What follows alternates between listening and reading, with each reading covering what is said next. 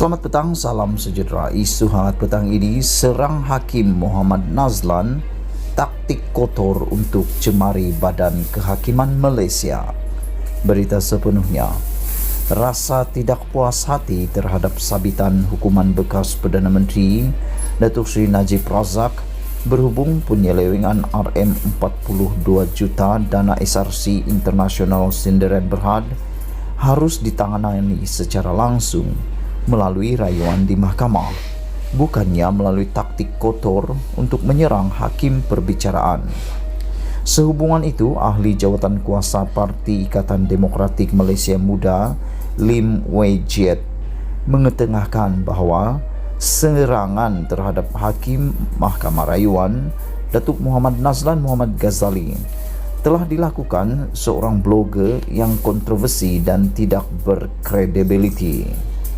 Lim yang juga seorang peguam berkata demikian dalam kenyataan mempertahankan hakim yang menjalankan amanah tanpa rasa takut atau pilih kasih di akaun Twitternya hari ini. Menurutnya, Ketua Pesuruhjaya Suruhanjaya Pencegahan Rasuah Malaysia SPRM, Tan Sri Azam Baki menyatakan bahawa agensi itu telah memulakan siasatan terhadap Muhammad Nazlan atas aduan jumlah wang yang tidak dapat dijelaskan di dalam akaun miliknya. Katanya, Azam menjelaskan bahawa kertas siasatan telah dibuka mengikut prosedur apabila suatu laporan telah dibuat secara rasmi. Pertama sekali adalah tidak tepat apabila SPRM mencadangkan bahawa kertas siasatan mesti dibuka secara automatik sebaik sahaja suatu laporan dibuat. Undang-undang memperuntukkan pihak berkuasa untuk tidak melayan aduan tidak berasas pada tahap awal supaya tidak membuang masa dan tenaga semua pihak, terutama apabila aduan sebegitu mula-mula timbul daripada seorang blogger yang kontroversi dan tidak berkredibiliti, katanya. Lim juga berkata, apa yang mengecewakan ialah siasatan oleh SPRM kini digunakan oleh ahli politik tertentu yang tidak bertanggung jawab untuk menimbulkan keraguan terhadap integriti Badan Kehakiman dan Muhammad Nazlan sendiri. Serangan sedemikian, katanya, akan menghilangkan kepercayaan orang ramai terhadap Badan Kehakiman, terutama apabila melibatkan perbicaraan SRC dan 1MDB yang diawasi dengan teliti di seluruh dunia. Sebarang ketidakpuasan hati terhadap sabitan Najib oleh Mahkamah Tinggi harus dibawa ke peringkat rayuan dan bukan melalui taktik kotor yang didorong oleh politik sebegini, katanya. Menurutnya, mudah bimbang dengan corak baru-baru ini oleh sesetengah pihak di luar sistem kehakiman yang cuba campur tangan dalam sabitan Najib. Dunia sedang memerhati, dan jika benar-benar berlaku campur tangan, ini akan membawa kesan yang amat teruk terhadap ekonomi dan sistem demokrasi negara. Kita tidak boleh membiarkan ahli politik yang mementingkan diri sendiri menjejaskan hakim tertentu supaya ia sesuai dengan matlamat politik mereka. Badan Kehakiman adalah salah satu institusi bebas terakhir yang berdiri. Tolong bantu mempertahankannya, katanya. Majlis Peguam juga berpendapat siasatan SPRM ke atas Muhammad Nazlan boleh dilihat sebagai menjejaskan kebebasan mahkamah dan melanggar doktrin pengasingan kuasa dan tidak berperlembagaan, menekankan bahawa sudah ada mekanisme perlembagaan sedia ada dalam Perlembagaan Persekutuan untuk menangani aduan tentang salah laku kehakiman. Dalam menyokong hakim yang bebas dan berintegriti, Majlis Peguam juga memberi amaran bahawa Malaysia tidak harus menyerah kepada pendekatan mudah dalam mengendalikan suara-suara tidak bertanggungjawab yang menggunakan papan kekunci dengan melakukan serangan dalam talian terhadap kebebasan mahkamah.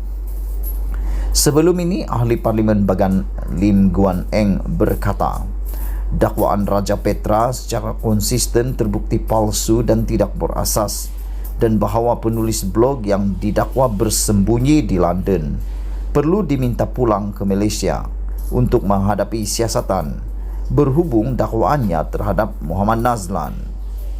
21 April lalu, Muhammad Nazlan membuat laporan polis berhubung satu artikel mendakwa beliau sedang disiasat kerana wang yang tidak dapat dijelaskan dalam akaun banknya.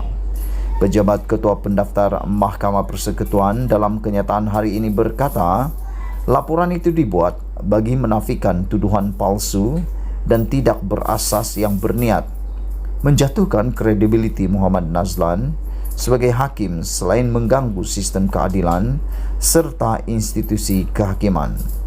Pejabat ini memandang serius terhadap tuduhan dan komen seperti ini dan mengingatkan orang ramai bahawa tuduhan terhadap badan kehakiman bertujuan mengganggu gugat kes-kes yang sedang dalam proses perbicaraan adalah satu pelanggaran prinsip sub judice, katanya.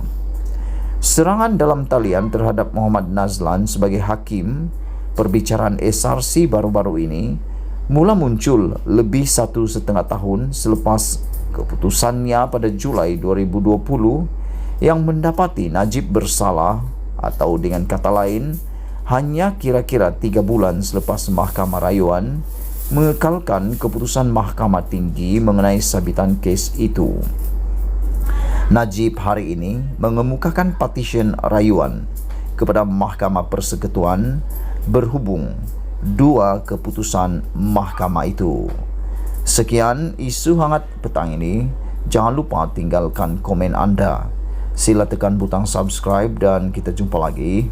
Bye-bye.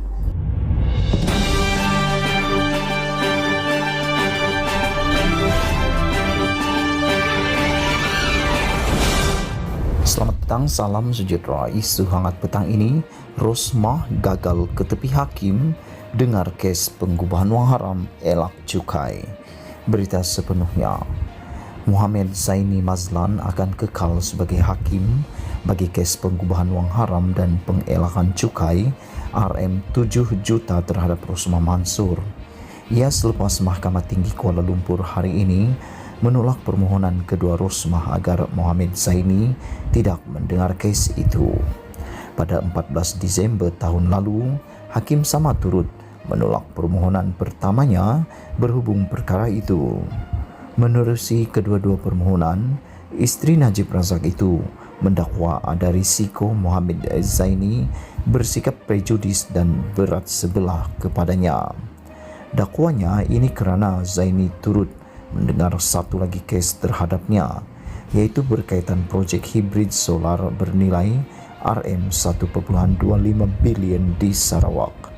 Namun, Zaini hari ini membenarkan permohonan yang dibuat Peguam Rosmah Firuz Hussein Ahmad Jalal Muridin untuk menangguhkan perbicaraan kes pengubahan wang haram yang dijadual bermula Khamis ini, sementara menunggu rayuan di Mahkamah Rayuan. Rayuan Rosmah selepas permohonan pertamanya ditolak masih dalam proses pendengaran di mahkamah itu. Sekian isu hangat petang ini. Jangan lupa tinggalkan komen anda dan butang